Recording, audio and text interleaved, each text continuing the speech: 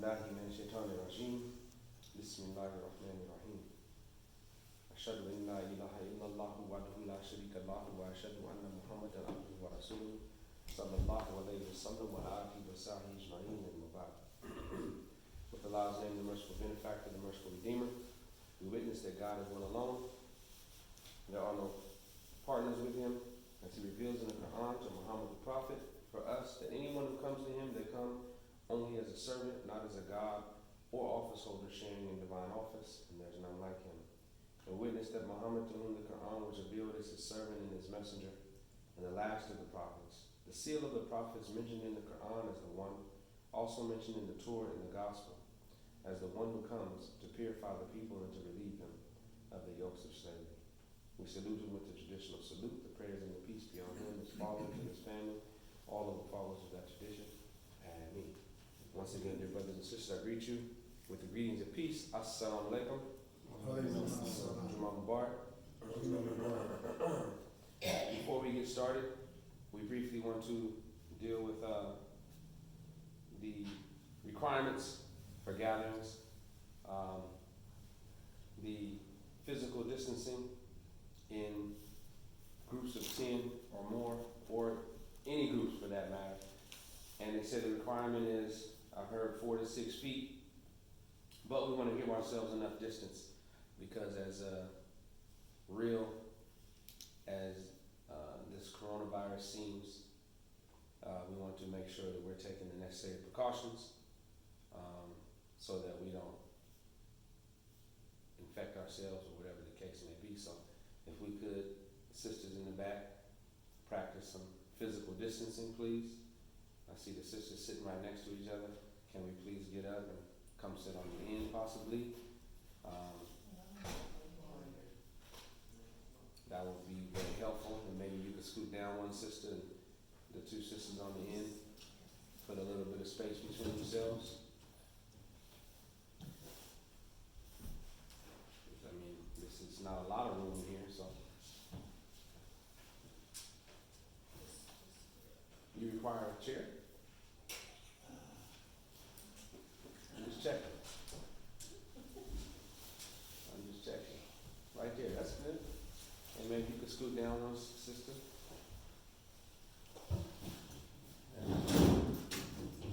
There we go.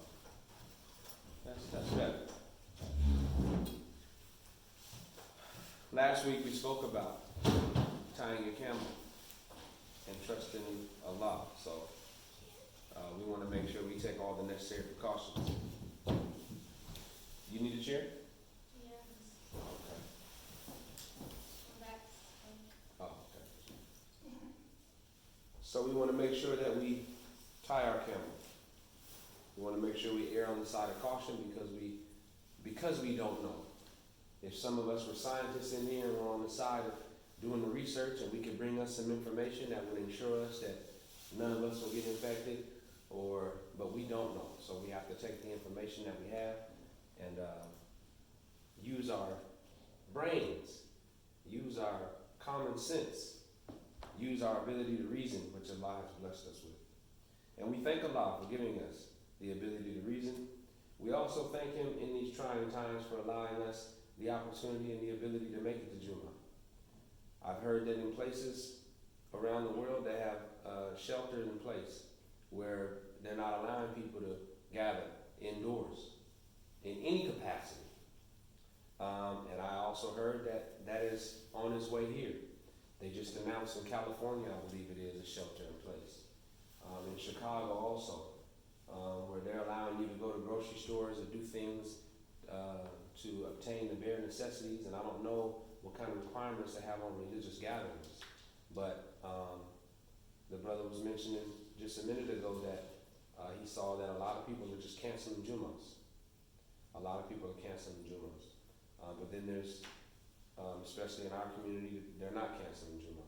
So it's a blessing that we can still fulfill our obligation to Allah.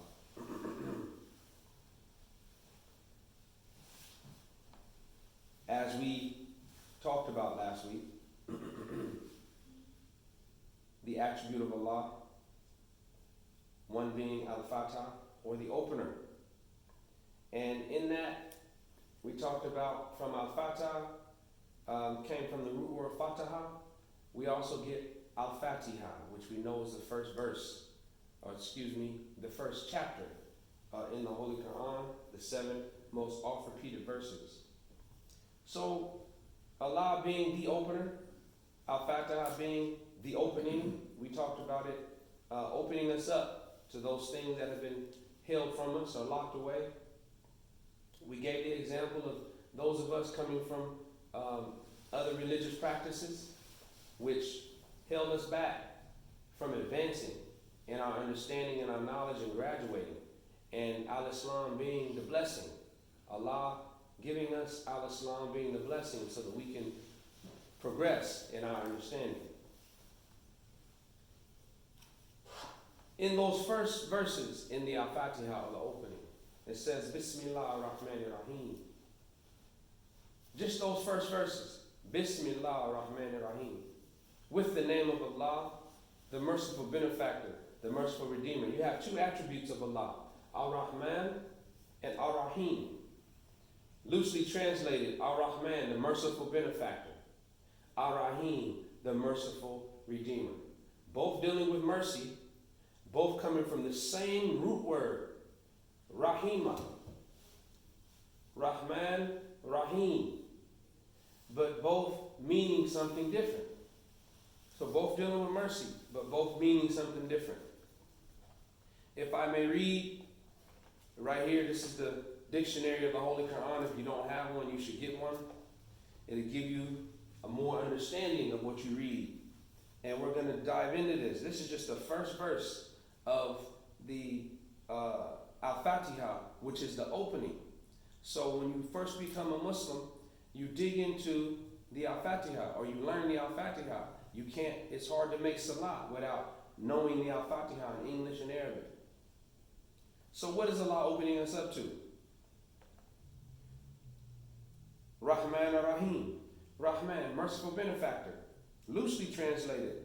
When we dig a little deeper, it is the fullness and extensiveness, and it indicates the greatest preponderance of the quality of love and mercy, subhanAllah, which comprehends the entire universe without regard to our effort and asking even before we are born. The creation of the sun, the moon, air, water, etc., all things in creation and all things in the universe, all are there because of this attribute, Rahman. So everything in the universe, everything that God has created are there because of this attribute, Rahman. Now these are not the things that we have made dua for, that we ask for. These are not voluntary things that Allah has given us because we said, oh Allah, I need this or I need that. Before we were even thought of or in existence, this is the attribute of Ar-Rahman. Allah has provided and given things without us even asking. So Rahim means externally and continuously loving and merciful and dispenser of grace and love as a result of our deeds and supplications. So we know as Muslims that when we make salat, when we make dua, when we do a deed, that Allah promises us in the Quran that He will give rewards to those who make good deeds. That He will always answer the call when the Muslim puts out the call. This is the Rahim. So He's the merciful Redeemer. So He redeems us as a mercy through our actions and through us fulfilling our obligations. Us coming here to Jummah. Allah tells us in the Quran, Prophet Muhammad expounds and gives more explanation in the Hadith, that when we come to Jummah, when we fulfill this obligation, that Allah gives us the reward. When we make salah in congregation, we're rewarded 27 times. This is the example of Ar-Rahim.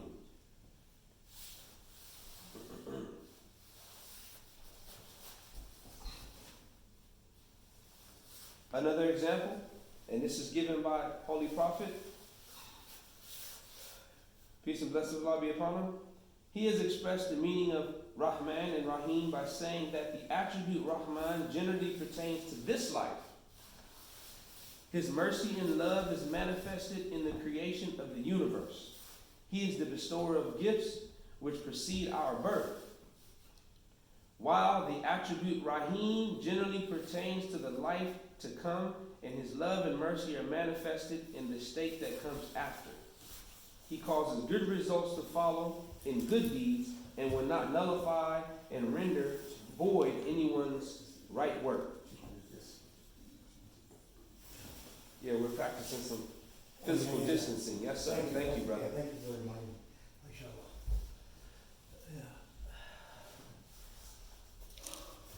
The term Rahman circumscribes the quality of abounding grace inherent in and inseparable from the concept of Almighty, where Rahim expresses the continuous manifestation of the grace and its effect upon us and is an aspect of one's activity. So, dear brothers and sisters, Al-Fatiha, or the opening, opens us up to the beauty of our Creator and what He has in store for us. As soon as we accept this religion, as soon as we make salat, as soon as we open up the Quran, we read those first verses, we bow our heads in submission to Almighty God Allah, we study and understand the Al-Fatiha, it opens us up to the beauty of Allah, to the beauty of the creation, to the beauty of what He has in store for us, and to the mercies that Allah has in store for us. And it doesn't just shut off to the mercies of creation, but He shows us how we benefit from the mercies and how we can redeem ourselves. Now we look at the whole of creation, including ourselves, as a gift from Allah, knowing that we benefit from what He has provided, whether we understand it, comprehend it, ask for it, or not. Oftentimes I have conversations with people and the discussion is about who God is. Is God Allah? Jesus? Is God an idol? Is God? And of course we discuss no, yes, and we disagree and have these agreements. But what is the reality? The reality is that whatever my opinion of God is, or someone else's opinion of God is, the reality is that I exist, creation exists, I'm provided for, I can take a deep breath, my heart pumps, the individual I'm discussing, the fact that we have the ability to discuss and disagree is a sign that Allah is real and provides, regardless of what you want to call Him. So Allah is Al-Fatah, the opener, and Ar-Rahman Ar-Rahim, the merciful benefactor and the merciful redeemer. Please join me in the dua as we close. Rabbana atina fid dunya hasanatan wa fil akhirati hasanatan wa qina adhaban nar. Our Lord, grant us good in this life and good in the hereafter, and save us from the fires of hell, uncontrolled passions. Ameen.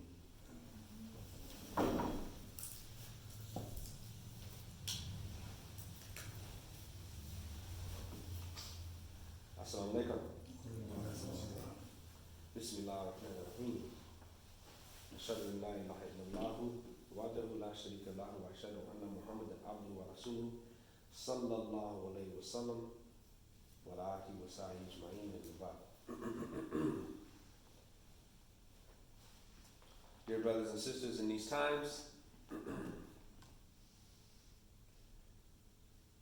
we often take our focus off of the things that have been, I can say, weighing us down, stressing us out through our regular lives, and we start to focus on the things that are more important. We start to focus on the things that matter the most. We have more of a concern of our health, our family's health.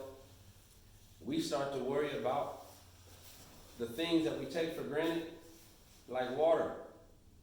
You watch the news, people are fighting in the grocery stores over toilet paper. Something as small as masks or gloves. These things that we don't focus on every single day, but something so small that doesn't cost anything, that can save our lives, so to speak, that can stop us from getting sick and perpetuating this so-called pandemic.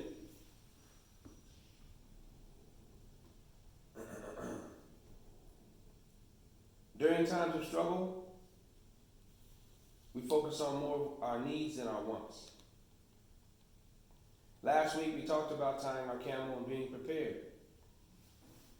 Whether it's a natural disaster or a pandemic, being prepared so that we can be successful, so that we can win through. This would mean that when times are good, we would need to focus on the things that matter because of the possibilities of reality.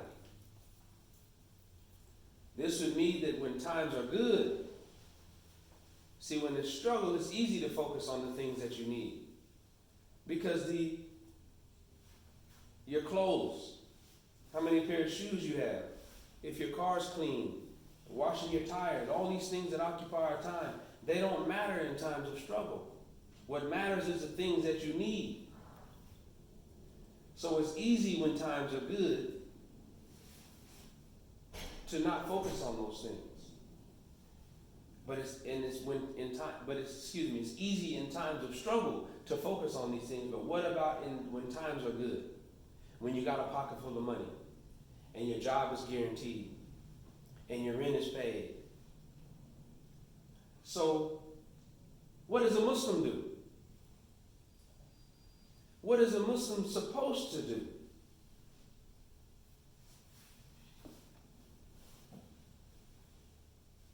The Muslim is supposed to be prepared for this life, and the Muslim is supposed to be prepared for the hereafter. So what does that mean? What does that look like, being prepared for this life and being prepared for the hereafter? Allah gives us obligations to fulfill. Of course, belief, when you talk about the 5 pillars. But then after that, salat, zakat, fasting, hajj. So, when times are good, what is the struggle that we have when times are good? The struggles we have are making our prayers on time. Why is it a struggle? Is it a struggle because when we step outside, we have a fear of getting sick, catching the coronavirus, being in the hospital? Is it a struggle because we're at war and we can't make our salat because we have a fear of being attacked from the enemy? No. When times are good, it's a struggle to make our salat or to fulfill our obligation because we have a basketball game to watch. Because the heat is on in the house and it's comfortable in the bed. Because our show is coming on at a certain time. Let's think about that and compare that to the time of our prophet. Peace and blessing of Allah be upon him. Where during the time of war, when they had a fear of being attacked by the enemy, we're talking about life and death, they would take turns holding posts while soldiers made salat. And Allah put it in the Quran. And Prophet Muhammad talks about in the Hadith, where you can make your prayers up if times are tough. So the excuse for not fulfilling our obligation, but most of all, preparing us for this life, but preparing us for the hereafter. The salat is helping ensure your place in paradise, as it states in the Quran. And who knows the hour or the day, but Almighty God Allah, as it says in the Quran. So if we have 1 more minute on this earth, or if we have 50 more years on the earth, is the excuse going to be when we get to the gates and Allah questions us, as it states in the Quran, that every limb, every part of your body will answer? And what will our hands testify? What will our feet testify? What will our mouth testify? What will our brain Testify. When the question is asked, why did you not prepare to be successful in this life and in the hereafter? Well, we will say, well, I was struggling. And our hands will say, it wasn't that much of a struggle. The reason why you didn't commit that good deed with these hands that Allah blessed you with is because you were holding on to that wad of money in your pocket.